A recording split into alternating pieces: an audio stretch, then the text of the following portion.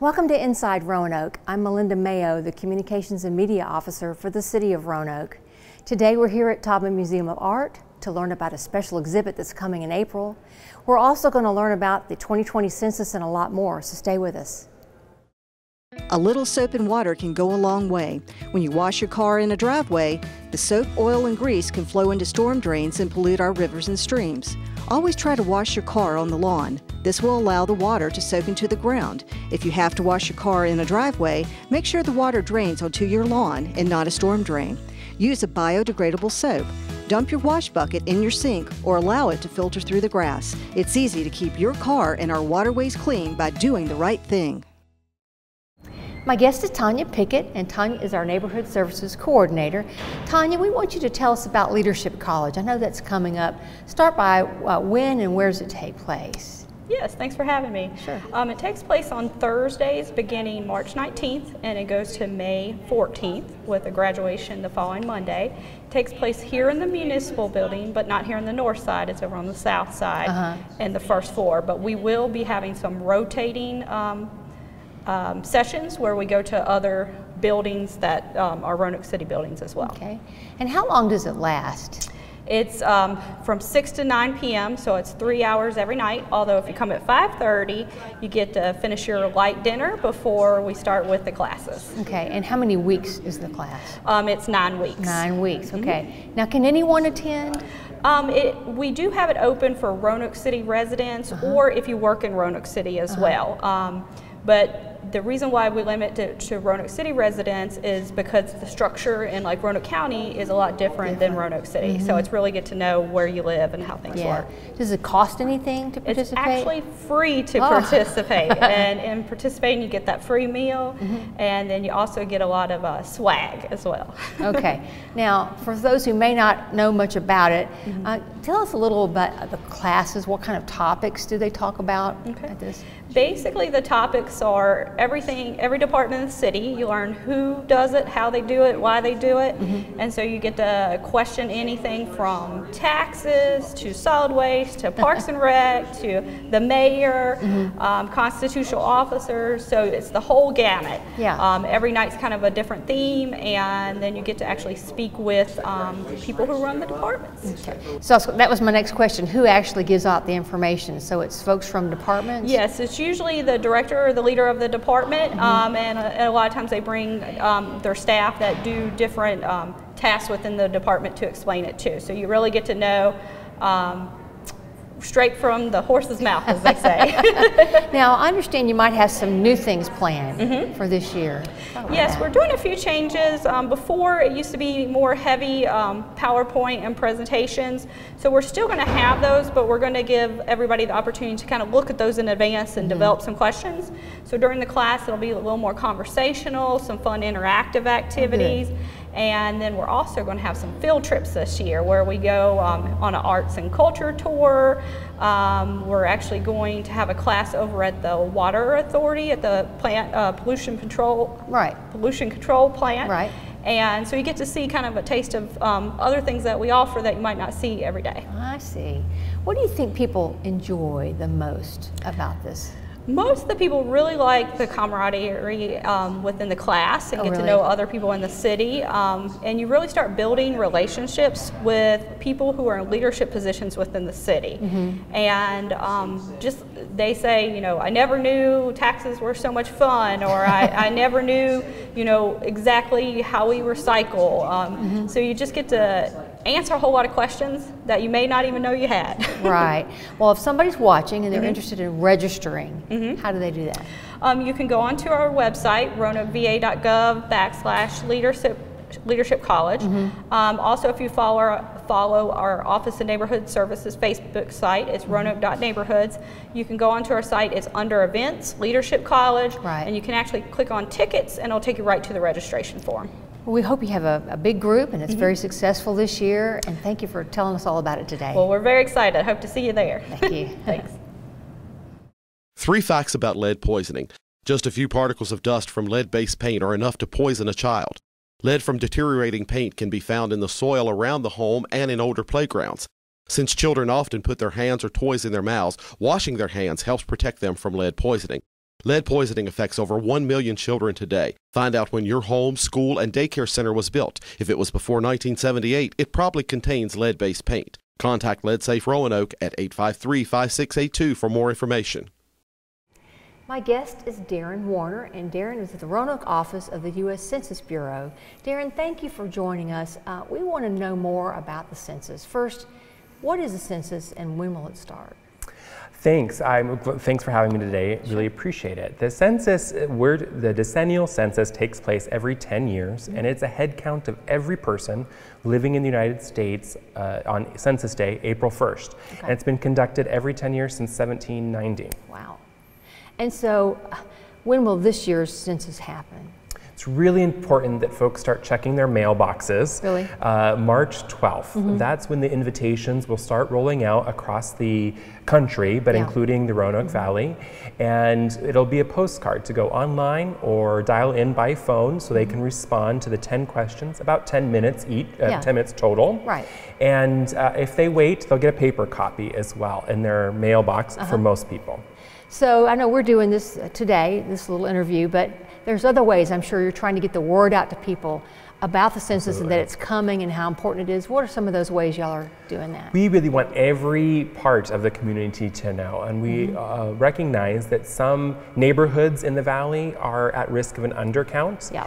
And that includes, so we're reaching out in that way to specific neighborhoods. We also know there are populations such as children under 5, they're at risk of an undercount. We missed 1 million children in 2010. Wow. So we're working with everything from schools, PTAs, Head Start programs, any outreach to parents is critical.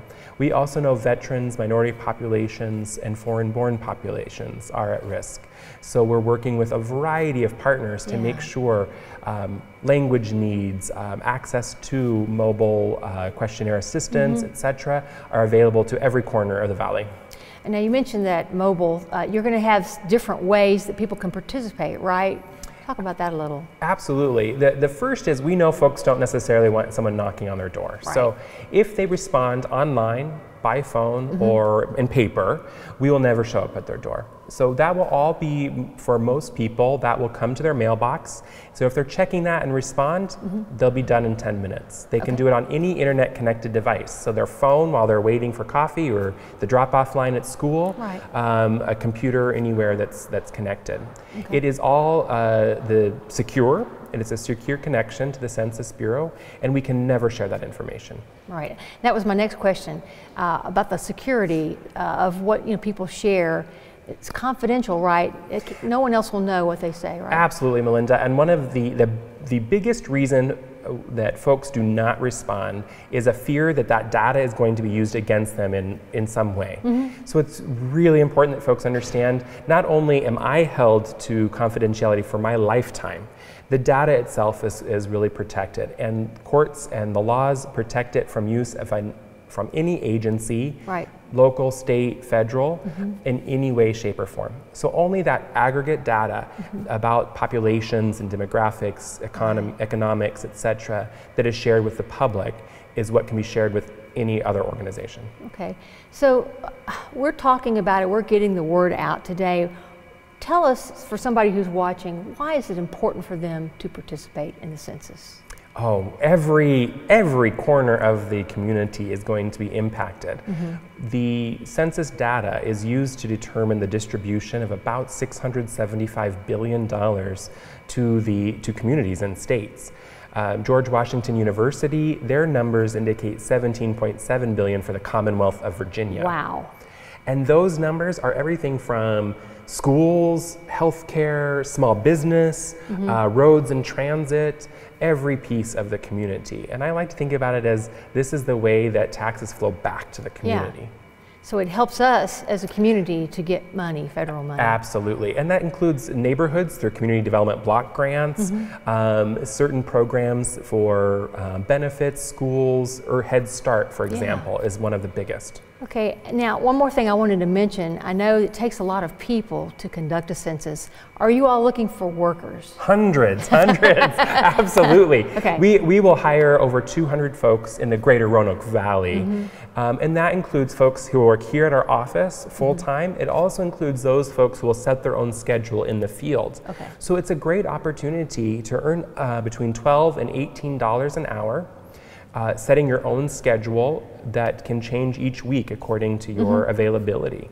So it's a great opportunity to be a part of the community, engaged for your community, and earn a little pocket change as well. If somebody's watching and they're saying, I'm interested, how would they go online, or who would they contact to try to get a job? Absolutely. The easiest is to go to 2020census.gov/jobs. Okay. It is one application for all of the positions. It's probably 10 minutes or up to 30 minutes if you are looking for a supervisory position. And then if someone who's watching just wants more information about the census, is there a place they can go and get that? 2020census.gov is the best place because it will include all of the ways that they can participate directly in responding. It will indicate local, like the Complete Count Committee of the City of Roanoke can be contacted there. So it's the one hub for all of that information, 2020census.gov. Well, it's really important, and I do appreciate you sharing it with us today. Thank you, Melinda. Really appreciate it. Okay.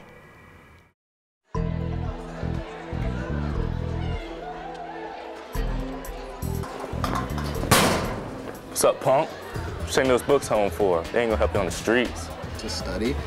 Yeah, man, you need to join our crew, aka the Cobra. Yeah, ain't nobody messing with the Cobra. I mean, I don't know. I kind of want to go to college. Nah, man. I mean, we're just having some fun. Nobody in our gang gets caught anyway. Well, I guess sure. All right.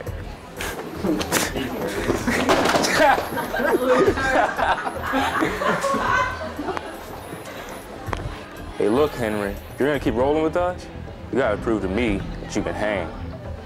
Okay. All right, then. Go. Henry, what are you doing?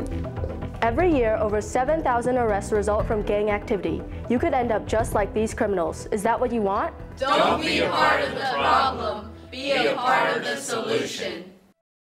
We're talking to Sergeant Ashby with Roanoke Police Department. Thank you for joining us today. Absolutely. We want to talk about scams. So first, let's start by talking about what is a scam. So a scam is basically just a scheme to defraud someone of money or to obtain their personal identifiers to commit a crime later on. Okay, and so what are some of the most prevalent types of scams that you all see? We see a lot, but some of the most prevalent, we'll see the jury duty scams or the IRS scams. Well, someone will call you and tell you you missed jury duty or you owe money to the IRS, so they'll want you to pay them money over the phone. We also see the utility company scams where they'll call you and tell you they're going to shut your power off because your bill's late, so they'll want you to send them money over the phone again. And then we'll see like lottery scams. Well, someone will call you and say, hey, congratulations, you won a large sum of money. We need you to pay the taxes on that first, or to send us some money to cover those fees before we can get you your big sum. So if I'm someone who receives a call like that, how can I tell if it's a scam? How do you know? What's some signs? So a lot of times there will be a sense of urgency when you're talking to this person. They're going to want you to not think through this a whole lot. They're going to want you to send them some money right away. So that should be the first red flag. If they're pushing you to send them money immediately. The second thing that'll raise a red flag for you is they'll want you to pay them through gift cards. They'll want to stay on the phone with you while you go to Best Buy or Walmart and buy iTunes gift cards. Wow. So if they're asking you to pay them with gift cards, that should be the second red flag, or to wire them money. Most legitimate places will have a website you can go to pay, or a business that you can go to. Right. So if they're trying to get you right on the phone and they want to stay on the phone with you to go get some gift cards to pay your bill, that should raise some red flags. Usually when you're talking to a legitimate company, there will be a grace period. They'll tell you, you have 7 days to pay us, right? Okay. So you can come up with that, and there's not that sense of urgency. A lot of times, or if not most of the time, legitimate companies, they'll notify you through the mail first and let you know that you have an outstanding balance for you to contact them. Are there age groups that are targeted more than others? Talk about that a little. Scammers target everybody. Do they? Right. You, me, we've all gotten the phone calls about your car warranty being out of date. Yeah. So we've all seen those. They target anybody they can.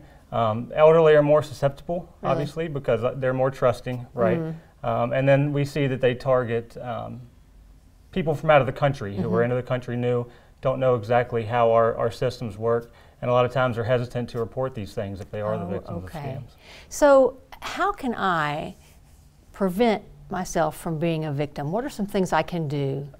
First thing I'd say to do is join that national do not call registry. Really? Because a lot of times that'll eliminate a lot of those phone calls that you're going to get where people are trying to scam you. It's not going to stop everybody, obviously, because the bad guys are still going to be calling you, but that'll help out.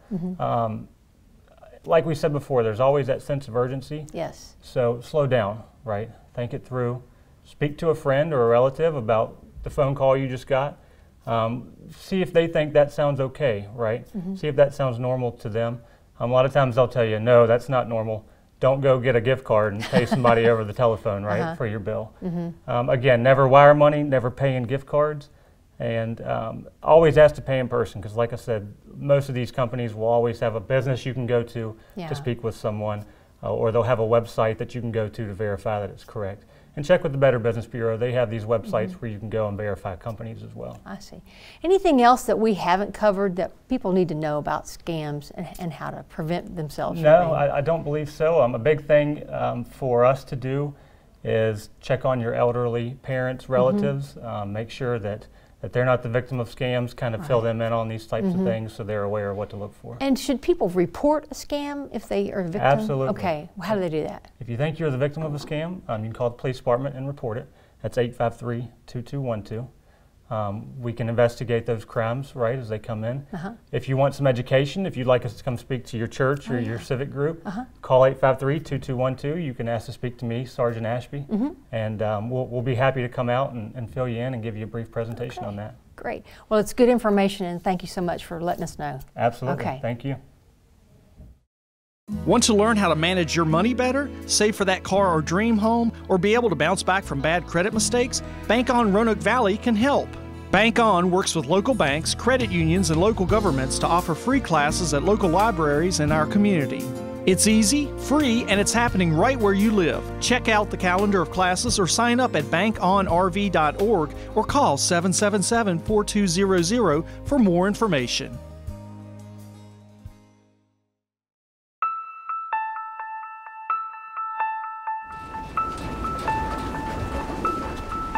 Hey, Melissa. Hey. I like your outfit. Thank you. No, I'm just kidding. You look ridiculous.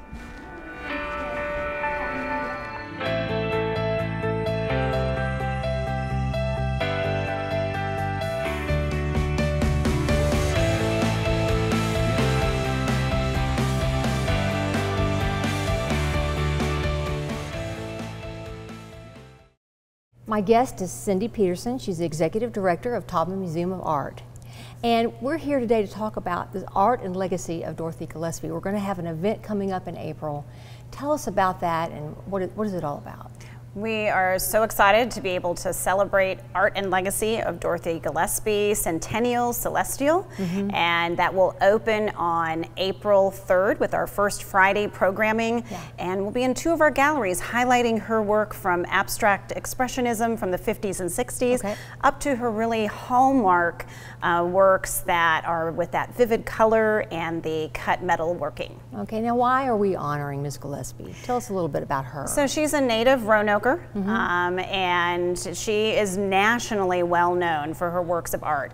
And those public arts of work, they span from New York down to Florida and west to Iowa. And we can actually view them here in the Valley in both Radford and in Roanoke from, here at the Taubman Museum of Art, part of our permanent collection. But also if you take a walk down to Center in the Square, Jefferson Center, the historic city market, but also newly installed at the Melrose Library. Okay, so for people who are watching and who are interested, What sort of genres are we talking about? What kind of things has she done? So she is focused in the 50s and 60s with abstract expressionism. Okay. So larger works of art, and then continued into that hallmark of the really working sculpturally. So you'll see large works of art, like I said, throughout the nation, but also her smaller starbursts. And you know, that really spoke to her, and she was an educator at heart, and that is something that Gary Israel, her son, really talks about, and she taught at Radford University. Did she? Yes. Okay. So. And how long will the exhibit be here at Taubman? So it'll open on that April 3rd with a celebration, and then it will be open until July 26th. So there's a number of months on view, and we'll be showing works from our permanent collection as well as Radford University and local collectors. And I think that's something special too. So she was beloved in terms of the artists and the collectors here in the area that have works in their homes. That's neat. So the night of the event in April, when we start everything, tell us about some of the things that are going to happen that night. So we are going to start out actually in this hallway here at the Taubman Museum of Art on our first Friday at 6 p.m. We'll have Radford University dancers here celebrating and being inspired by her works of art. And it'll continue in our Black Box Theater with a proclamation from the city. And that will be really celebrating her career and her body of work and the color, light, and motion, and designating April as that month of celebration. And then Gary Israel, her son, will be doing a talk about Dorothy Gillespie's work, her career, and her inspirations. Cindy, how do you think that works of art by local artists like Ms. Gillespie, how do they enrich our community? How do they add to our quality of life? They really tell a story, and just like Dorothy her legacy continues, that art and legacy, not only here at the Taubman, but as we celebrate, it continues in Radford.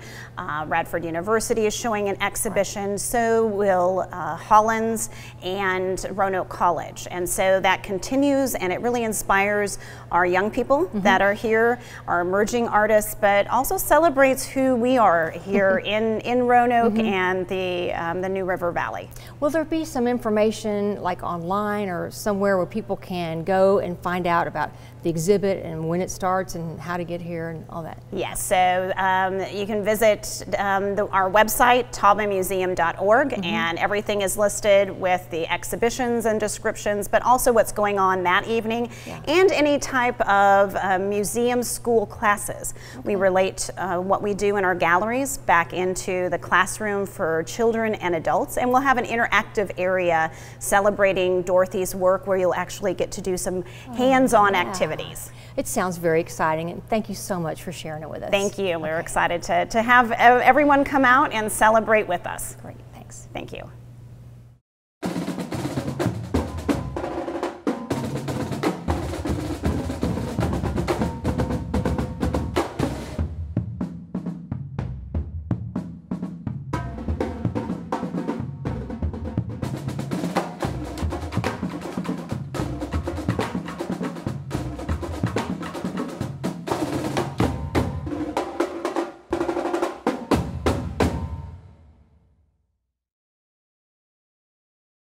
My guests are Catherine Fox with Visit Virginia's Blue Ridge and also Brant Burnett, and he's the race director for the Ironman. So we're going to talk about Ironman. It's all behind us today.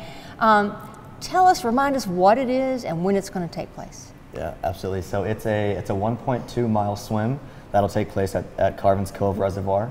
It's a 56-mile bike course and then a half marathon 13.1 mile run that will take place on the Roanoke River Greenway. This year, the Curling Clinic Ironman 70.3 Virginia's Blue Ridge will be on June 7th, 2020, and will mainly be based right at River's Edge Park in the city of Roanoke. And so what are some of the events that will be part of this event? Yeah, so it'll kick off, the Ironman Village will start on Friday and Saturday of race weekend. We'll have kids events on Friday starting at 6 p.m. A 1 mile, a half mile, a toddler trot. Sounds like fun, yeah. And a diaper dash. So diaper dash. All ages, all weekend. Ironman Village is open all weekend, free and open to the public as well. So anybody can come on out and come support the event. Mm-hmm. And who are some of our major players who are supporting this? Yeah, absolutely. It's it's been a real communal effort from all the agencies and jurisdictions, from the City of Roanoke, Botetourt County, Roanoke County, Town of Vinton, Town of Buchanan, the National Park Service. It's really been a communal effort in getting everything to this point and gearing up for June 7th. Okay, now this is a really big event, so I'm thinking you are looking for volunteers. Tell us about that. Only about 1,600. Oh wow! So yes, starting Thursday through race day, we have shifts available that are online now. Anything from packet stuffing, athlete registration, helping up at the aid stations for the athletes. There's really a variety of roles and responsibilities that anybody can come out and partake. And all those are available online. You can go to the Visit Virginia Blue Ridge website. It's visitvbr.com/Ironman, or go to the Carillion Clinic Ironman 70.3 Virginia's Blue Ridge website, and you can view all of the different volunteer responsibilities. Now, can people still register to be in this race, or is that No, absolutely. There's still about 500 slots remaining. We do expect those to go pretty quickly here. Okay. What are some of the things, just remind us, what are some of the things that Visit Virginia Blue Ridge does for the city of Roanoke and the region that really helps with marketing us and bringing people here? Talk about that. So as a destination, it's important for us to bring in events such as this, and probably one of the largest events for us to host. What we like to do is make sure it's regional in all scopes, whether it's the Water Authority that's involved, to Botetourt, to all the folks that are being a part of it. And the Blue Ridge Parkway is a big part of that. Just announcing the fact that they would close the road for 21 miles to allow this race to take place and our bikes to be there.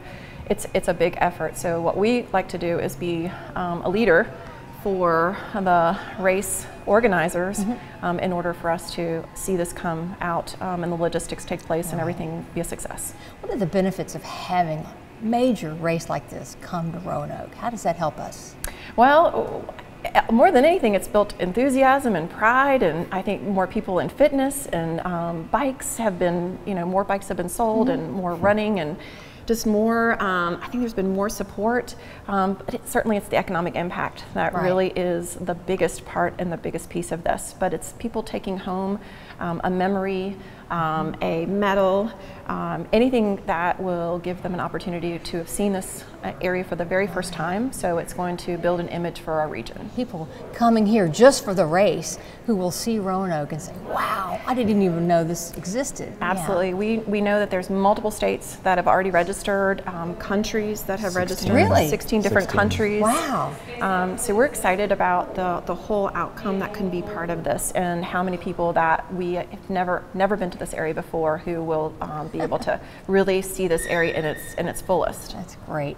And a beautiful time of the year to have it. June, and it's a Sunday. It's a great time for people who are locally to come out and volunteer to watch it. And what I've been impressed with were all the logistics that come with Ironman and how much it's taking all the localities to come together to build out this event and to make it a success. So a real collaboration between everyone from all the different region. Absolutely, partners. absolutely. And I think that it's going to elevate us in many ways to hosting other events similarly. Oh, good. Yeah, I hadn't thought about that. That's great.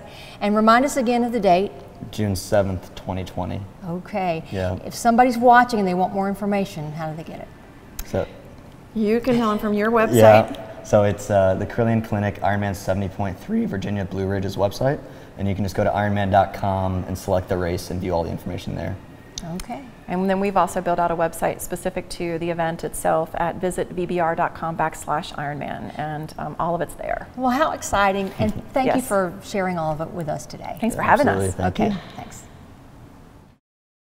If you would like to adopt a pet, did you know that you can also go to the RCACP website and their Facebook page to look at pets for adoption?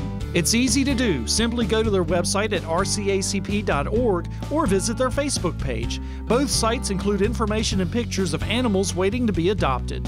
Help make a difference in the life of a pet today. Adopt from the Regional Center for Animal Care and Protection.